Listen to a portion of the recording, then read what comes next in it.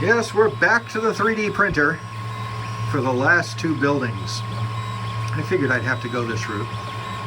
And so far, this one's coming out pretty good. It actually only took me a couple of days to design.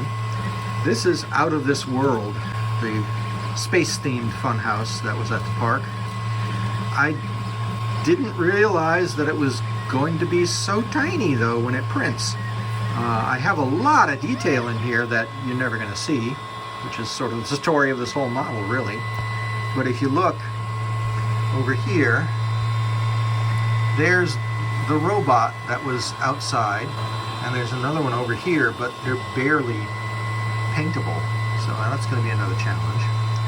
This right here is the facade with the entrance of the spaceship and the walkover over here, and it's still building up the flyover that was over here. And of course, this is the main building. This over here was the color game. So it should be done in a couple hours of printing. But let me show you how I managed to design this. So I design all this stuff in Blender, which is a free 3D animation program, really. And I always start with the cube. That's by default. You notice I deleted the camera and the light source, which I really don't need. I also go over here to units and I change it to millimeters, and it tends to create a pretty accurate scale when I do that.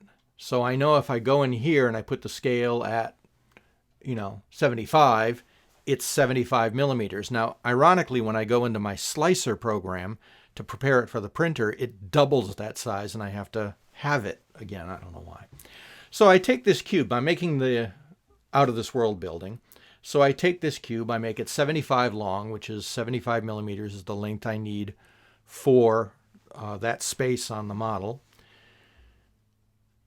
And then I make it the correct volume, 40 deep and 20 high. Now what I want to do is I want to go to the side view, and I'm going to align it so that it's on that red line. So that way when I put everything down, I can line everything up so they're all at the exact same level on the build plate. I'm going to go to the side here in edit mode, actually the back, and I'm going to take this and I'm going to drag it down so that I made a mistake there and I deselected. So I'm just going to select those 2 points in edit mode, and I'm going to make the slanted roof because the roof sloped to the back on the original. And so there we go. I just drag it down and there's your sloped roof. Now, because I could not print all of that stuff in its original position, I had to create a separate facade that I could then print lying down, because the printer has to build stuff from the bottom up. So if you have a lot of overhangs and stuff, it has nothing to print unless you're going to do tons of support on your model.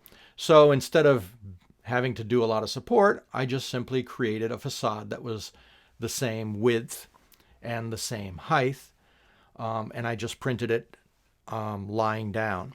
And that made it very, very easy to print, where I didn't have to do any supports at all. So I just go back and I resize it like I always do here. Blender, as I said, is a free program, and I put the link in the description. It has a very steep learning curve, but it's very versatile. It's not as good at doing stuff like this as a regular CAD/CAM program would be, where you can get exact sizes and exact dimensions, but I'm not building like automobile parts, things like that. I'm just doing a simple model, and I've been using Blender for so long that to me this is not a very difficult thing to do, so I just keep using it. So here I'm putting down the walkover section, and again, everything is just simple elemental shapes, either a cube or a sphere or a cone or a torus or a cylinder. And I build up everything by adding those pieces. So here I'm just adding a little section for the walkover. Now, the walkover obviously has an indentation in it. In other words, it's not a solid block. So I need to then make sure I have a hole in it. And I'll show you how I go ahead and create that hole. It's not intuitive in Blender, but once you get the hang of it, it's, you know, second nature after a while. Also, you notice I go up here and I rename the pieces. Otherwise, you just get cube, cube 001, cube 002, cube 003, and you have no idea what you're looking at or selecting. So I usually go up here and I'll name each of the parts so that it's easier for me to find when I need to get to it.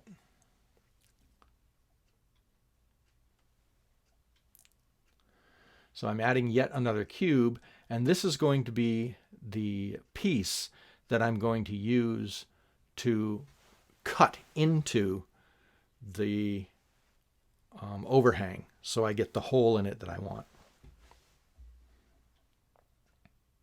And again, since I'm in millimeters here, I can pretty much know how big to make it. So what I do is I'm going to sink this into that top piece, and I'm going to position it where the overhang would be. And as long as it is wider, or deeper I should say, than the piece I'm cutting, it'll just punch a hole right through. So then what I do is I go over to that little wrench that's in the toolbar, and that wrench is modifiers, and I select the thing I want to punch out. I go to a modifier, I add a Boolean modifier, and then in the object I select the object I want to use to cut it, go up here, apply, and done. Now I can go over to this piece right here, I can delete it, and now I've got a hole punched in it. It's actually pretty simple. And when it's all done, what you end up with is this. So notice how I built up these cubes on the left for the overhang and then added a half a cylinder, and I punched out the cylinder that way. And I added a sphere and cut that in half and then punched it out for the spaceship. So it's all just elemental pieces. Now the robot was based on Big Lou, a toy by Marx back in the 60s. It was huge. It was a big robot, and that's what Dominic Spadola, who created all this stuff for Mountain Park, modeled it after. And again, you see it's all just cylinders and cubes and cones, and that's how I built up that model piece by piece. And there it is when it's done with the two Big Lou's, one on either side. The one on the left will be later glued on. I kept them separate so I could paint them separately. And here we are a few weeks later, and it's all done. Now I just have to paint it, and this is going to be a challenge. As you can see, Big Lou didn't come out too bad. It's tiny, but it's there. And here's the other Big Lou over here. Again, absolutely minuscule. And there's the walkover over here. This gets glued onto here. Big Lou was right under here, and then you have the other one over here. There's the entrance, and there's the walkway. And I'm debating whether I'm going to go ahead and put in a cutout from paper. It's probably the easiest thing. I'm not going to try to paint that, of the design that Dominic had in here. And this over here is what eventually became the color game. I actually don't know what it was in 1980. I don't think it was the color game per se, but there it is right there, and I'll just paint that. And I've also finished the Dinosaur Den. Very similar. I mean, I basically took this and just modified it, and it had a slightly different facade. This one here doesn't fit right down there. It has to be glued up top. And then I've got little pieces which are back here that are supports that go in here. But I'm pretty amazed that the dinosaurs actually came out as well as they did. it was a tricky thing to print. And, you know, this dinosaur was stomping on the patrons, and the letters didn't come out too bad either on there. The Dinosaur Den. So, again, I got to paint this and all this. This was the Kentucky Derby, and for these, I'm going to do the signs the way I did a lot of the earlier buildings, where I'm just going to cut out on paper and glue it on there what the sign looked like on each. This was the Chocolates game over here. The only thing I'm missing is they had, at one point, the park had quite a few of them. They were these fiberglass triangular panels that came out that had fluorescent lights in it, and bright red. And this was the only one left, really, at the end of the park's life. So I may put them in. It wouldn't be hard to do, or I may leave them out, depending. But that's pretty much ready to go. And then, if you look over here, the next thing I tackled was all of these little things. These are the stunts for the mini golf course, the obstacles.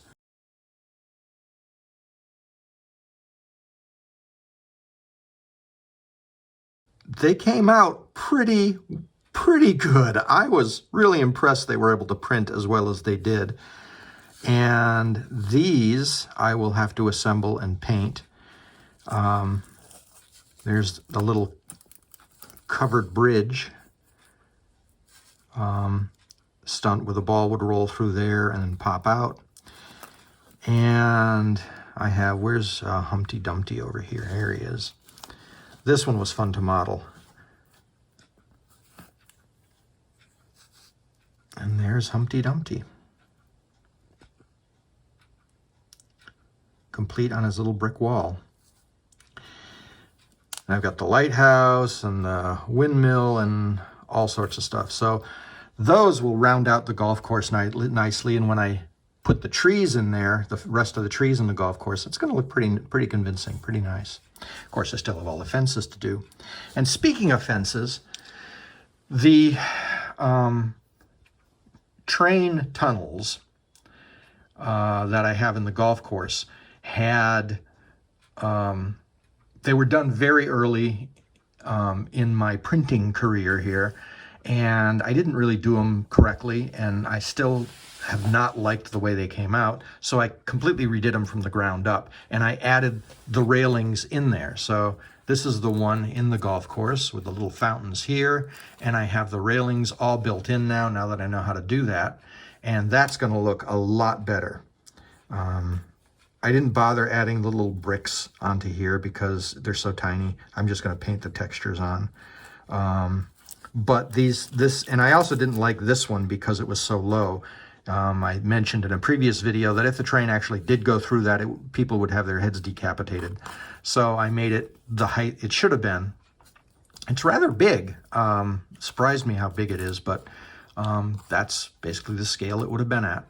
So the walkways up, I have a little cross piece here because when you went from this hole over here, you would walk up here and go down, and then you go to this hole, you do these over here, come around, go up, go up, go up, and then you do all the rest of the holes on the course. So that's done. And then I redid this one over here, which was by the bathrooms, and I added the railings to that as well.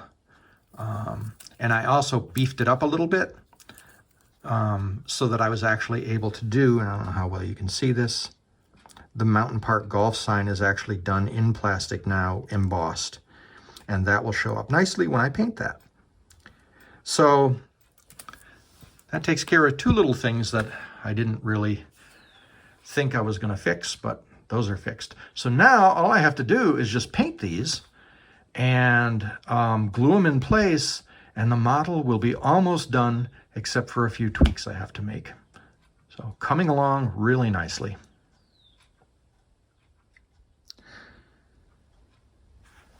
So making gradual progress here.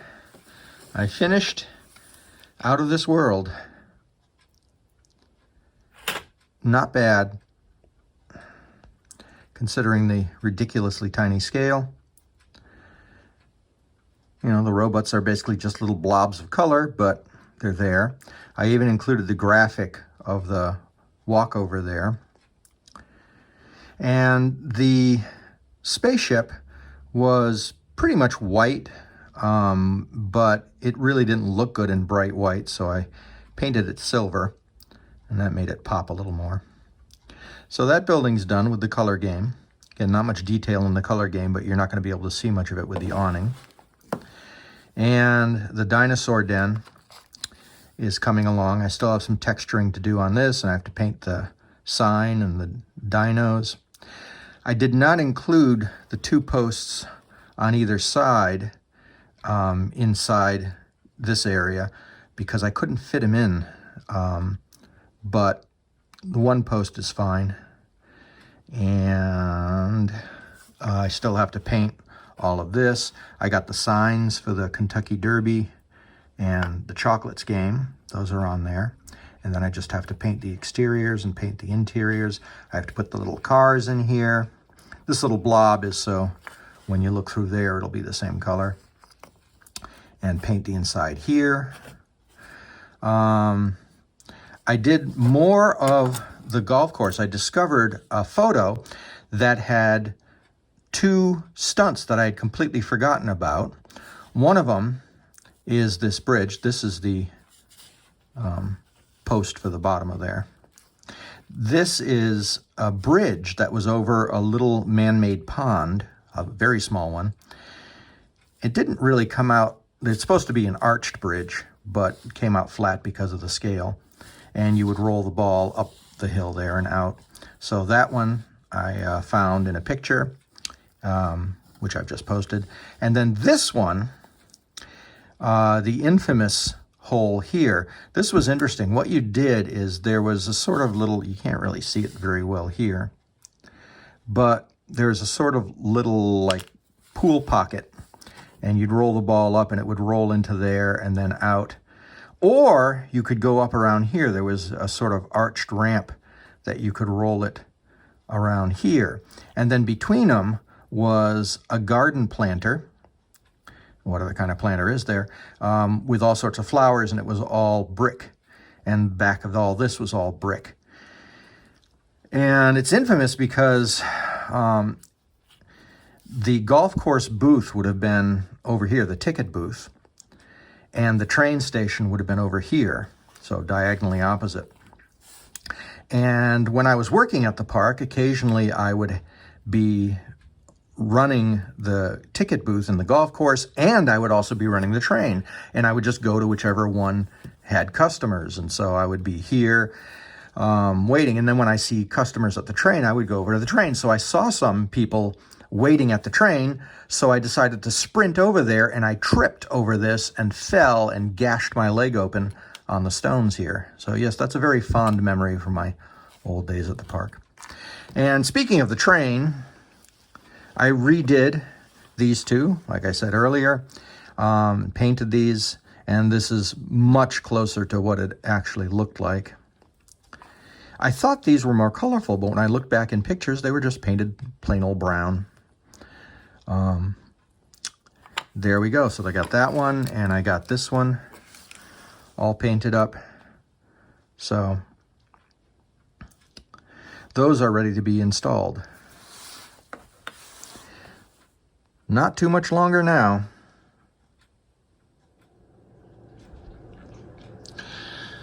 Well, a little more painting done. I've got the cars in, and I didn't put too much detail, like the little masks that were in there that rocked back and forth. I didn't put those in, but I did some texturing on there.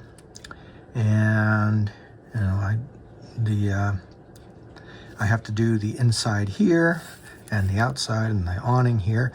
But what I did do is I did build this lighted piece that goes on the side. So I'm going to paint that red, the color it was, and glue that on there. And the dinos are almost done here. So you can see I've got the sign painted, and the outside is textured.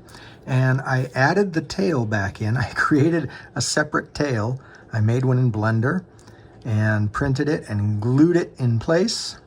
And then I'll just have to paint that, but the dinos themselves are painted. That's about as much detail as I'm going to put into them. I even put a little car inside there going in. So this pretty much is done. And back here you can see I've started painting the golf course pieces. So those shouldn't take me too much longer to finish. And then I can glue those down, and then it will be off to tree work. And there it is.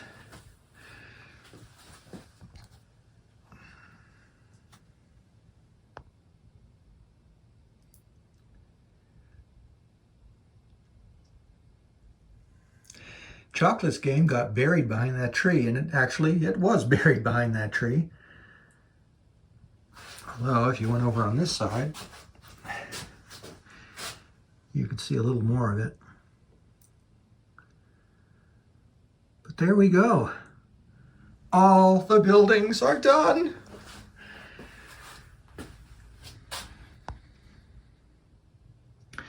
So, next will be golf course. Finish up those stunts, put those in and glue them down. Get all the rest of the trees in. Put the braces on the coaster, fix the coaster track, and the model will be finished.